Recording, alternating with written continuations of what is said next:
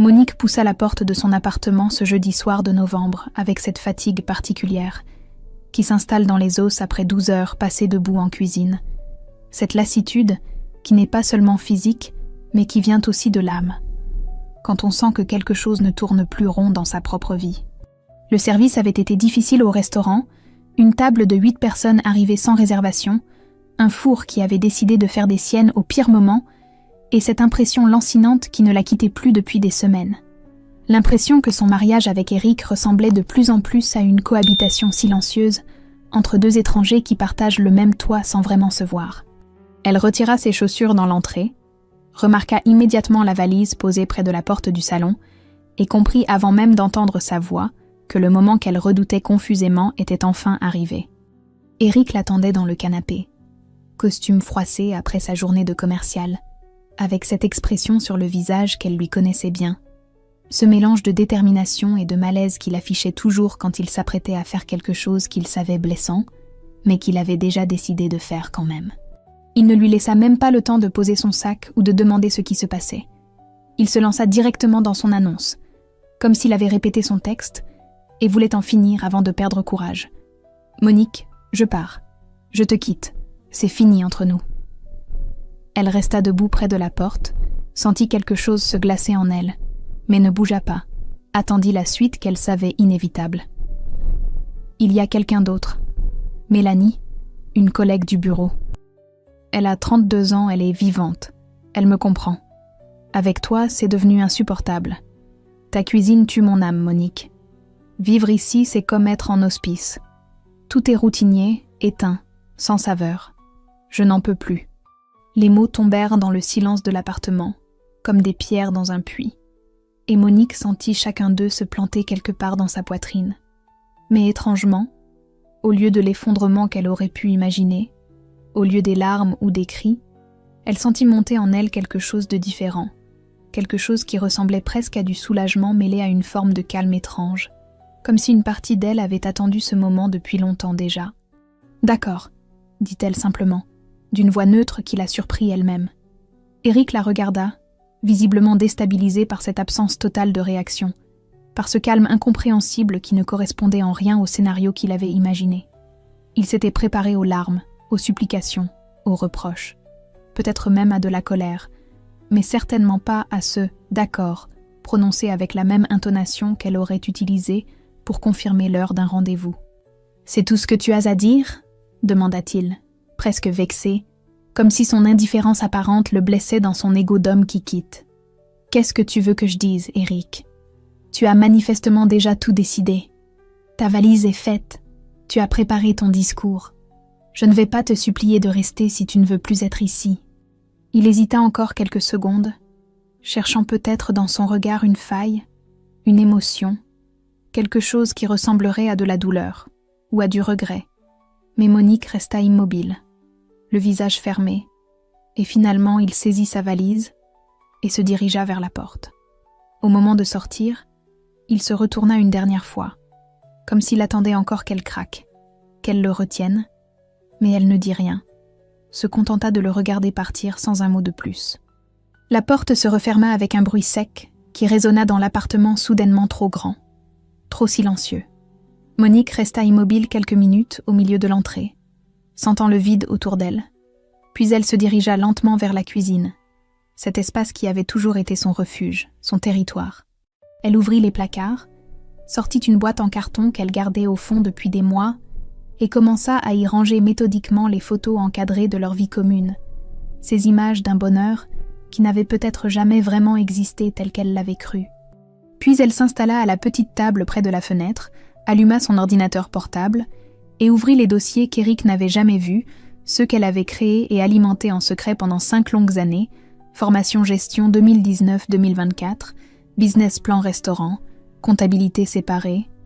Un sourire discret, presque imperceptible, apparaît sur son visage fatigué, tandis qu'elle parcourait les fichiers, les chiffres, les projections qu'elle avait construites patiemment, pierre par pierre, pendant que son mari la méprisait. Elle savait exactement pourquoi elle était si calme ce soir. Le lendemain matin, Monique se réveilla dans un appartement vide qui lui parut soudainement plus grand, plus silencieux. comme si l'absence d'Eric avait effacé 25 ans de présence et de bruit quotidien. Elle prépara son café, s'habilla sans se presser, et se dirigea vers son restaurant avec cette sensation étrange de légèreté mêlée d'appréhension, comme quelqu'un qui vient de couper une corde qui la retenait mais qui ne sait pas encore très bien comment voler seul. Le restaurant. Au coin du Panier, occupait une petite rue du quartier du Panier à Marseille depuis 25 ans, une façade modeste avec des tables en terrasse l'été, une salle intime d'une trentaine de couverts, et une cuisine ouverte d'où s'échappaient des odeurs de bouillabaisse et de daube provençale qui faisaient partie du paysage sonore et olfactif du quartier. Pendant des années, Eric avait parlé de ce restaurant avec une condescendance à peine voilée, le qualifiant de petit hobby sympathique, de passe-temps de femmes au foyer qui s'occupent, minimisant systématiquement devant leurs amis et leurs familles l'ampleur du travail que cela représentait, les heures debout en cuisine, la gestion des stocks, du personnel, de la comptabilité. Ce qu'Eric n'avait jamais su, ce qu'il n'avait jamais pris la peine de découvrir, parce qu'il était trop occupé à se sentir supérieur avec son titre de cadre commercial et ses costumes 3 pièces, c'est que depuis 5 ans exactement, Monique avait commencé à préparer méthodiquement son indépendance. Tout avait commencé un soir de décembre 2019, après un dîner de Noël chez sa belle famille, où Eric avait passé la soirée à expliquer à tout le monde que c'était grâce à son salaire que la famille vivait confortablement, que le restaurant de Monique était une occupation agréable, mais pas vraiment rentable, et qu'elle devrait remercier le ciel d'avoir un mari qui subvient aux besoins du foyer. Monique s'était tue ce soir-là comme elle se taisait toujours, avait souri poliment, servi le dessert, rangé la cuisine, mais quelque chose s'était brisé définitivement en elle, une petite voix intérieure qui lui avait murmuré qu'elle ne pouvait plus continuer à vivre ainsi, à laisser cet homme effacer son existence et son travail. Le lendemain, elle s'était inscrite en ligne à une formation de gestion d'entreprise, avait ouvert un compte bancaire professionnel séparé à son nom uniquement et avait commencé à documenter méticuleusement chaque euro généré par le restaurant, chaque investissement, chaque dépense. Pendant 5 ans, pendant qu'Eric rentrait tard du bureau et s'installait devant la télévision sans lui adresser plus de 3 phrases par soirée, Monique étudiait la comptabilité avancée, le marketing digital, la gestion des ressources humaines. Elle suivait des webinaires tard le soir dans la cuisine du restaurant, officiellement pour faire les comptes, et Eric n'avait jamais posé une seule question, trop convaincu que le travail de sa femme était insignifiant pour mériter son attention. Elle avait modernisé le système de réservation, créé un site internet élégant, développé un service de plats gastronomiques à emporter qui générait maintenant près de 30% du chiffre d'affaires. Samir Belkacem, son expert comptable depuis 8 ans, était devenu bien plus qu'un simple prestataire au fil du temps. Il était devenu un allié discret, presque un ami, l'une des rares personnes qui connaissait la véritable situation financière de Monique et qui l'avait aidé à structurer légalement son indépendance. Ce matin-là, elle lui envoya un message simple. Il est parti. On peut avancer. Et 20 minutes plus tard, il l'appelait pour prendre rendez-vous. Ils se retrouvèrent l'après-midi même dans un café près du Vieux-Port, et Samir étala devant elle les documents qu'il avait préparés depuis des mois, attendant ce moment qu'il savait inévitable. Les chiffres sont formels, Monique. Votre restaurant génère 42% des revenus nets du couple depuis 3 ans. Vous n'avez besoin de personne pour vivre. Vous êtes même en position de force pour le divorce. Monique regarda les tableaux, les courbes de croissance, les projections, et sentit quelque chose se détendre en elle, une tension qu'elle portait depuis si longtemps qu'elle avait oublié son poids.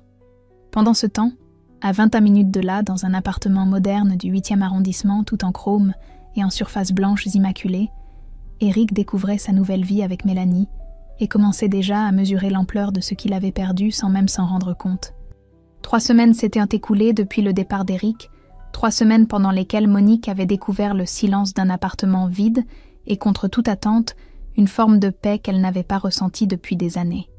Elle dormait mieux, respirait mieux, comme si l'absence de cette présence critique et méprisante avait libéré de l'espace pour qu'elle existe enfin pleinement. Le restaurant tournait bien, les clients habituels continuaient à venir, et Monique avait commencé à mettre en œuvre le plan qu'elle avait élaboré pendant ces 5 années de préparation silencieuse.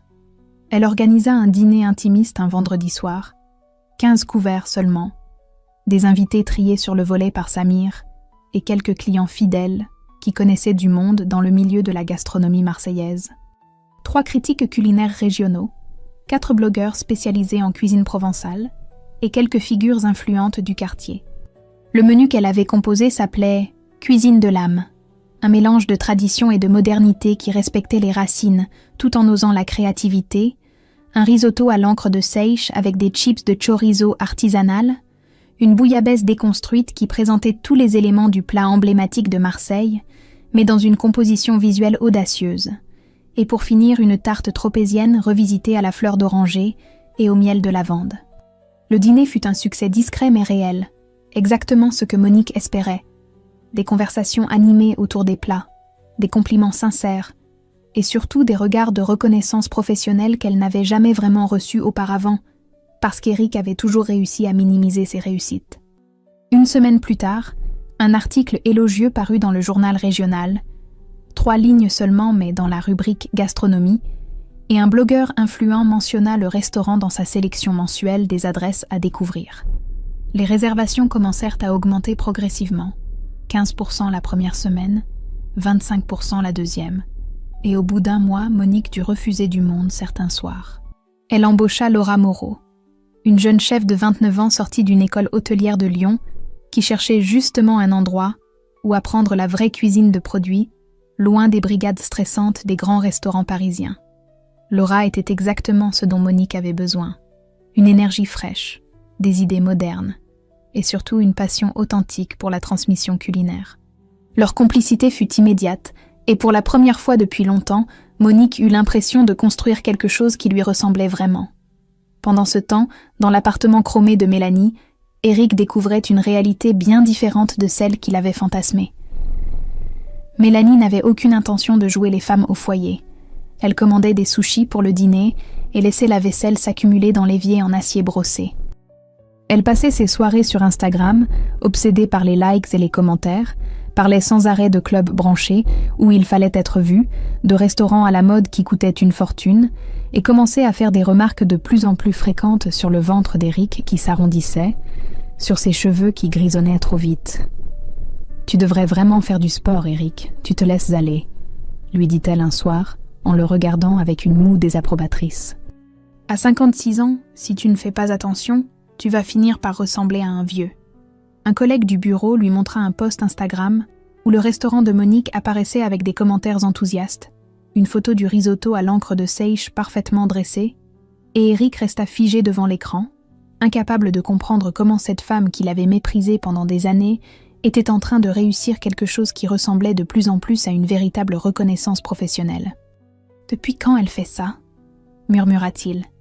Et son collègue le regarda avec un sourire en coin qui disait clairement qu'il ne comprenait rien à rien. Un dimanche après-midi de décembre, Chloé arriva de Paris par le TGV de 11h, sa valise à roulettes cognant sur les pavés inégaux du panier, jusqu'à l'appartement de sa mère. Monique l'attendait avec un tagine d'agneau aux abricots qui mijotait doucement, cette recette que sa fille adorait depuis l'enfance et qu'elle ne trouvait jamais aussi bonne ailleurs. Elles s'installèrent dans la cuisine, cet espace qui avait toujours été le cœur battant de leur relation, là où les vraies conversations avaient lieu loin du regard désapprobateur d'Éric. Chloé tourna sa cuillère dans son assiette pendant un long moment, avant de lever les yeux vers sa mère, et Monique vit dans ce regard quelque chose qu'elle n'avait jamais remarqué auparavant. Une colère ancienne, mêlée à une tristesse profonde. « Maman, il faut que je te dise quelque chose. Depuis qu'il est parti, je n'arrête pas de repenser à toutes ces années, et je réalise à quel point j'ai été lâche de ne jamais rien dire. » Monique posa sa fourchette, sentit son cœur se serrer, attendit la suite. « Papa t'a détruite à petit feu pendant des années, et je l'ai laissé faire. Tu te souviens du réveillon de Noël il y a 3 ans, chez mamie? Quand tu avais apporté ta bouillabaisse et que tout le monde te félicitait? Papa a attendu que tu sois parti chercher le dessert pour dire à toute la table que ta cuisine était sympathique pour un restaurant de quartier, mais que ça restait amateur, que tu jouais à la chef comme d'autres jouent au tennis le dimanche. » Les mots tombèrent comme des gifles, et Monique sentit quelque chose se déchirer dans sa poitrine. Le souvenir de ce réveillon qu'elle avait gardé comme un bon moment, souillé rétrospectivement par cette révélation. « Et ce n'était pas la seule fois, maman. Combien de fois je l'ai entendu dire à ses collègues que tu t'occupais avec ton petit commerce, pendant que lui faisait vivre la famille. Combien de fois il a minimisé ton travail, tes réussites, tout ce que tu construisais. Il te présentait comme sa femme qui avait un hobby de cuisine, jamais comme une vraie professionnelle, jamais avec du respect. Chloé avait les larmes aux yeux maintenant, et sa voix tremblait de cette rage contenue depuis trop longtemps. Et le pire, maman, c'est que tu as tellement intégré son mépris que tu t'excusais d'exister dans ta propre maison. Combien de fois je t'ai entendu dire « Désolé, je rentre tard du restaurant, j'espère que tu as trouvé quelque chose à manger », alors que tu venais de passer 12 heures debout en cuisine. Combien de fois tu as minimisé tes propres accomplissements parce qu'il t'avait convaincu que ce que tu faisais n'avait pas de valeur? Monique sentit les larmes couler sur ses joues, des larmes qu'elle avait retenues pendant des semaines, des années peut-être. Toute cette douleur accumulée d'une vie, passée à se faire toute petite pour ne pas déranger l'ego fragile d'un homme qui avait besoin de l'écraser pour se sentir important. Chloé se leva, vint s'asseoir à côté d'elle, la prit dans ses bras comme on console un enfant. « Tu sais combien de fois je t'ai vu t'excuser d'exister dans ta propre maison? Tu méritais tellement mieux que ça, maman. Et maintenant, je veux que tu me promettes quelque chose. Continue ce que tu fais. Construis ton empire de cuisine provençale. Deviens la chef que tu as toujours été mais qu'il t'empêchait de devenir. Montre-lui qui tu es vraiment. » Elles restèrent longtemps enlacées dans cette cuisine qui sentait la cannelle et les épices, et pour la première fois depuis le départ d'Éric, Monique pleura vraiment. Des sanglots profonds qui venaient de ce endroit où elle avait enfoui des décennies de blessures. Mais c'étaient des larmes libératrices, cathartiques, le genre de pleurs qui nettoient de l'âme. Le lendemain, une journaliste du magazine Saveurs de Provence la contacta pour un portrait dans leur rubrique « Chef à découvrir ». Et Monique accepta sans hésiter, avec cette détermination nouvelle que la conversation avec Chloé avait cristallisée. Pendant ce temps, Éric assistait à un after-work d'entreprise et regardait Mélanie rire aux éclats en touchant le bras de Julien Marchand, le nouveau directeur commercial de 35 ans, bronzé, sportif, ambitieux, et il comprit avec une clarté douloureuse qu'il n'avait jamais été spécial pour elle. Juste une étape, un homme disponible au bon moment. L'article parut mi-janvier dans Saveurs de Provence. 3 pages illustrées de photos élégantes du restaurant, de ses plats soigneusement dressés, et d'un portrait de Monique en cuisine, cheveux attachés, regard concentré, mains expertes manipulant une pièce de poisson avec la précision d'une chirurgienne. Le titre disait simplement « Monique, renaissance d'une chef marseillaise à 54 ans ». Et l'article racontait son parcours, sa passion pour la cuisine provençale authentique, son évolution récente vers une approche plus moderne tout en respectant les traditions.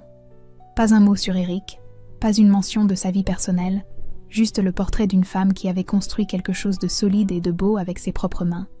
L'impact fut immédiat et dépassait tout ce que Monique avait imaginé. Des demandes affluèrent pour des cours de cuisine le dimanche matin, des sollicitations pour du catering événementiel, des mariages, des anniversaires, et même un petit éditeur niçois qui la contacta pour discuter d'un éventuel livre de recettes mêlant gastronomie et récits personnels.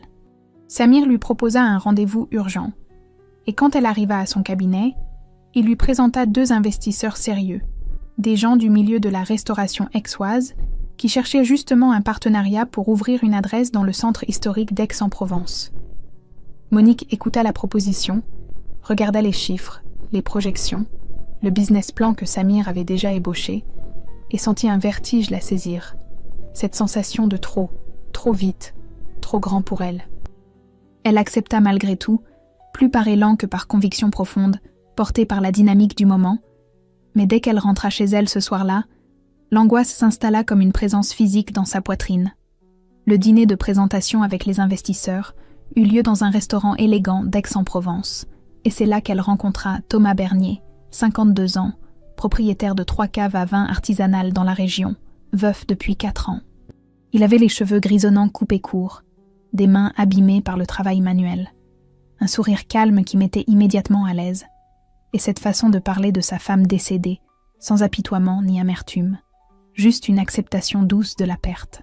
Monique lui parla de sa séparation récente avec la même sobriété, et leur conversation coula naturellement entre les plats, cette facilité rare de 2 personnes qui se reconnaissent, sans avoir besoin de se forcer.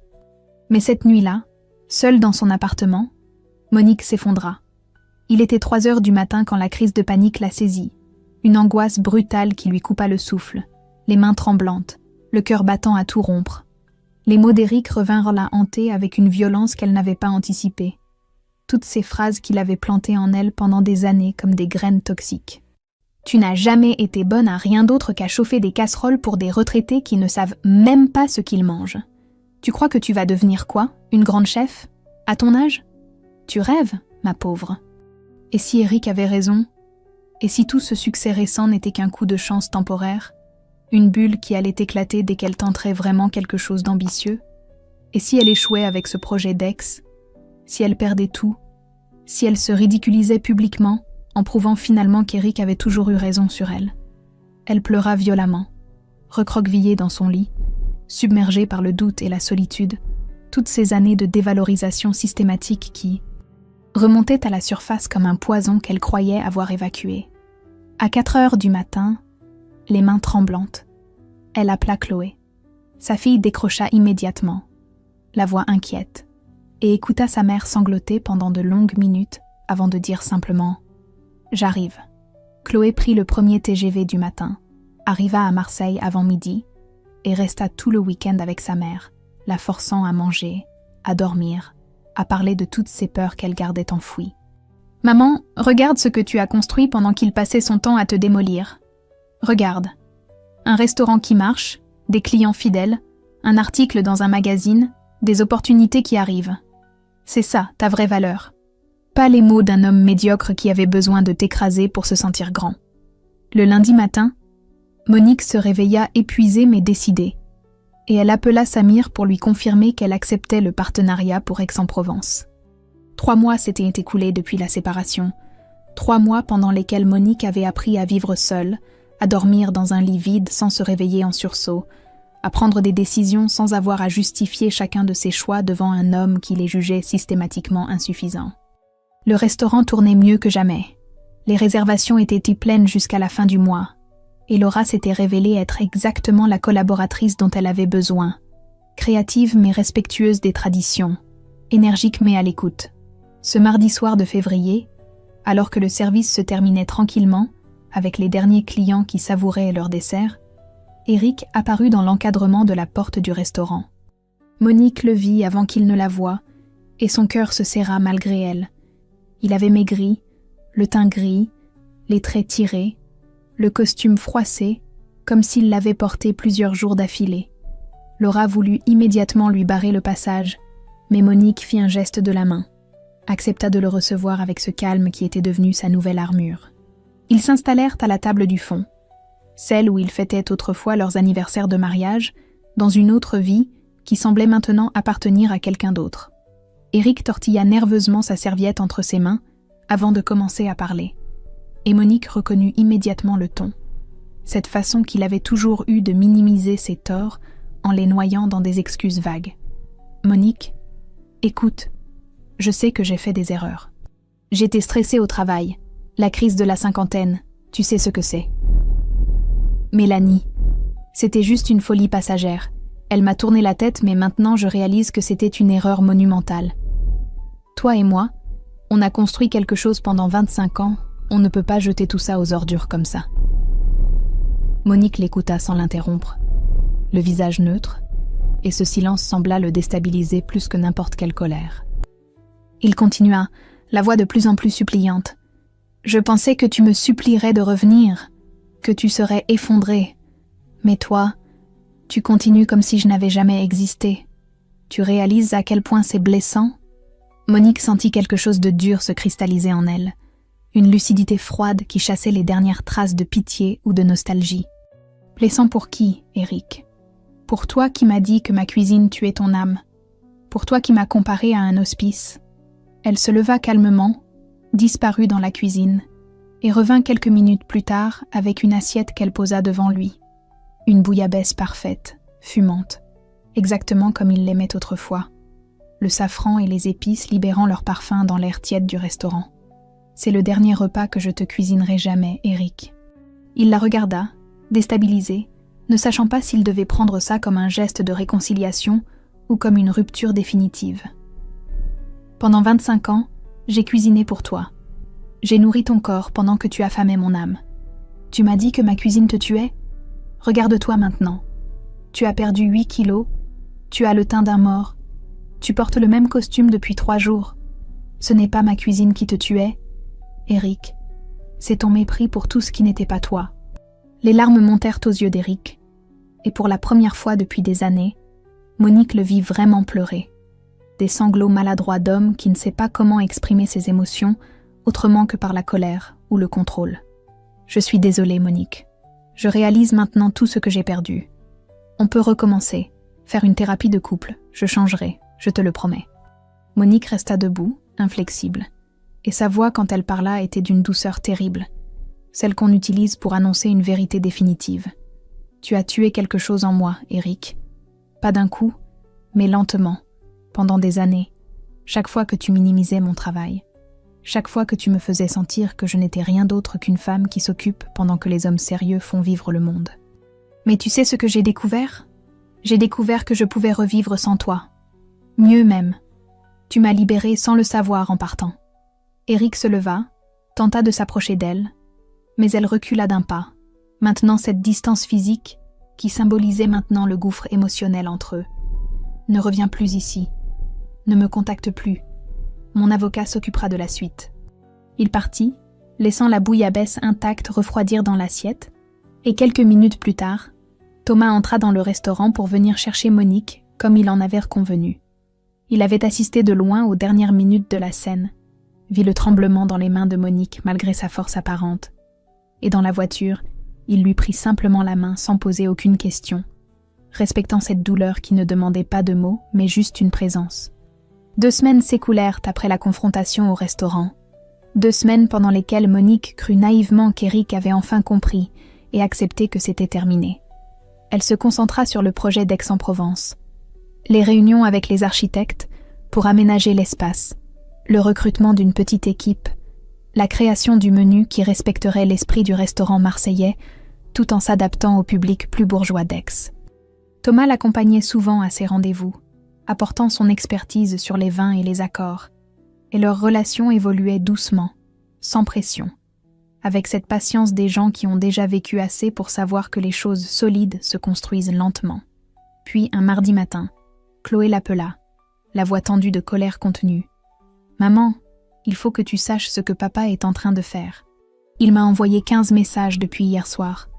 Il essaie de me convaincre que tu es fragile psychologiquement, que tu prends des décisions irrationnelles avec le restaurant, qu'il a peur que tu t'effondres avec tout ce stress professionnel. Il me demande de venir te voir pour te raisonner, pour te convaincre de ralentir. » Monique sentit une nausée monter, cette manipulation déguisée en sollicitude qui était exactement la spécialité d'Eric, cette façon de salir en ayant l'air de s'inquiéter. « Il y a pire, maman. J'ai appelé Sylvie ce matin.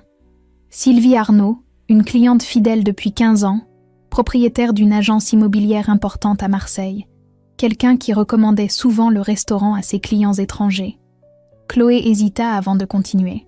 « Papa l'a contacté il y a 3 jours. Il lui a dit qu'il était très inquiet pour toi, que depuis votre séparation tu n'étais plus toi-même, que tu prenais des risques financiers inconsidérés, que le restaurant risquait de fermer dans les mois qui viennent parce que tu ne tenais plus le coup psychologiquement. Sylvie a trouvé ça bizarre et m'a appelé pour vérifier. » La rage monta en Monique, froide et précise.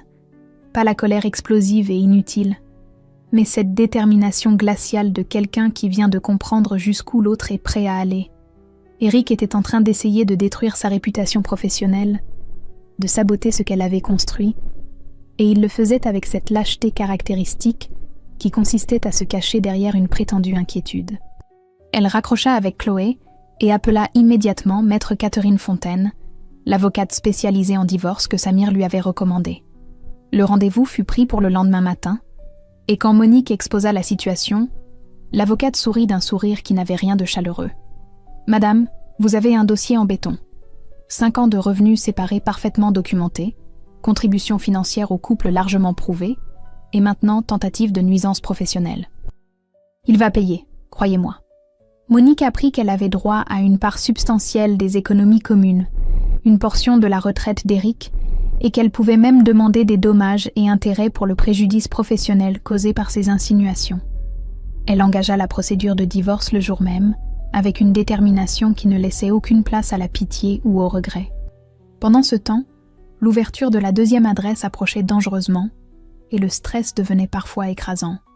Les travaux prenaient du retard, un fournisseur avait fait faux bond, il fallait recruter une serveuse supplémentaire, gérer les deux établissements simultanément, et certains soirs, Monique rentrait chez elle épuisée, au point de ne même plus avoir la force de manger.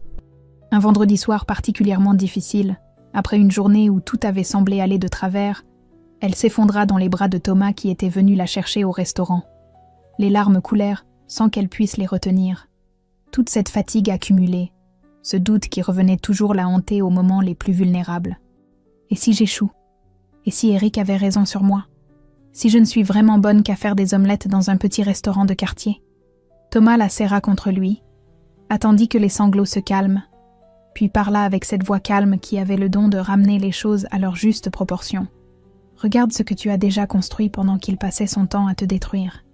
Une femme qui ne vaut rien ne fait pas ça, Monique. Tu n'échoueras pas. Et même si tu échouais, ce qui n'arrivera pas, tu aurais au moins essayé de vivre ta vie. Lui, il n'essaie même plus. Fin janvier, 6 mois après la séparation, la soirée d'inauguration de la deuxième adresse arriva enfin. L'Âme, Aix-en-Provence, occupait une petite rue pavée du centre historique.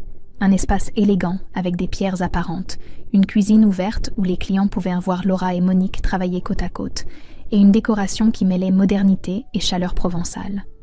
Le restaurant était bondé ce soir-là. Une centaine de personnes qui se pressaient dans l'espace. Journalistes culinaires, influenceurs gastronomiques, clients fidèles venus spécialement de Marseille, Chloé qui rayonnait de fierté, Samir et sa femme, Thomas bien sûr, et même l'éditeur niçois qui préparait le livre de recettes. Monique portait une robe simple mais élégante, couleur bleu nuit, qui mettait en valeur sa silhouette amincie par les mois de travail intense.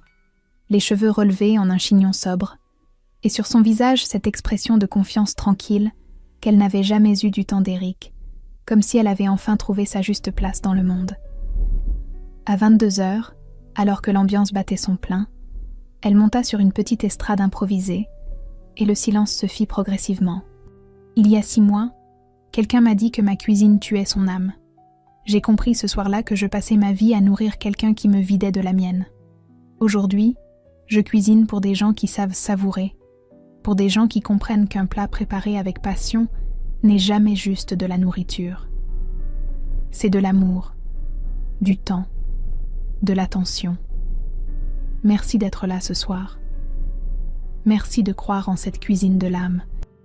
L'ovation fut longue et sincère, des applaudissements qui venèrent du cœur, et Monique sentit quelque chose se détendre définitivement en elle, comme si elle venait enfin de s'autoriser à être pleinement elle-même, sans s'excuser d'exister. Vers 23h, alors qu'elle discutait avec les investisseurs près du bar, un mouvement près de l'entrée attira son attention. Eric venait d'apparaître, sobre pour une fois, habillé d'un costume sombre légèrement démodé, les cheveux peignés avec soin, tentant visiblement de paraître digne malgré la défaite évidente qui marquait ses traits. Les conversations se figèrent progressivement autour de lui, et un silence embarrassé s'installa, tandis qu'il s'avançait vers Monique, avec un sourire forcé. « Monique, je voulais te féliciter pour cette belle réussite. C'est vraiment impressionnant, tout ce que tu as accompli. Je suis fière de toi. » Il y avait dans sa voix cette supplication à peine voilée, cette dernière tentative désespérée de se raccrocher à elle publiquement, de jouer la carte de l'ex-mari magnanime qui reconnaît le succès de sa femme malgré leur séparation.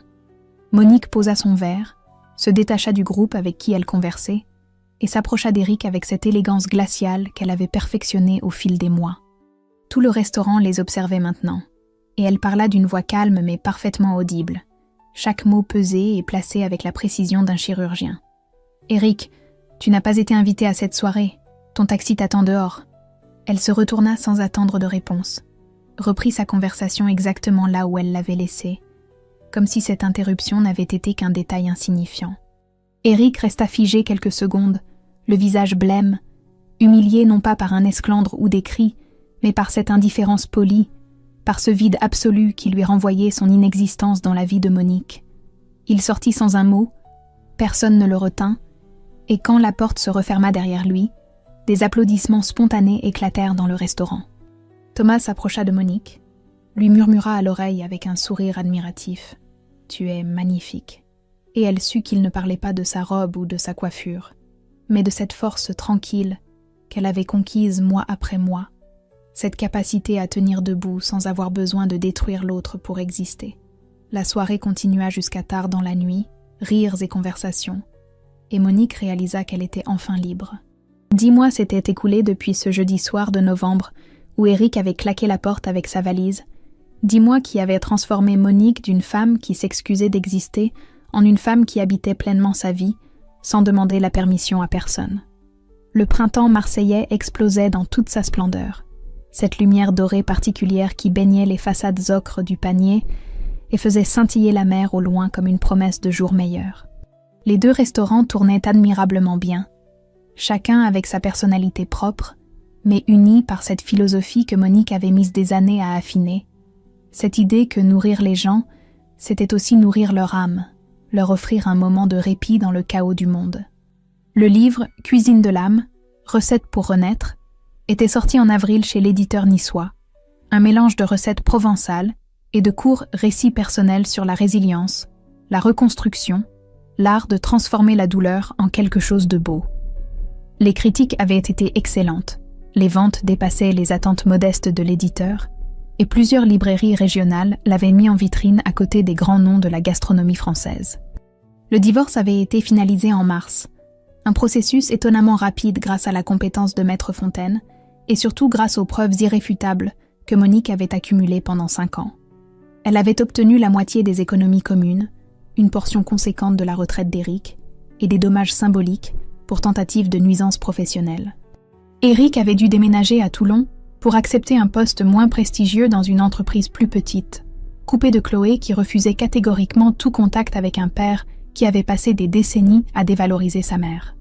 Mélanie l'avait quitté depuis longtemps pour Julien, le jeune directeur commercial bronzé et ambitieux.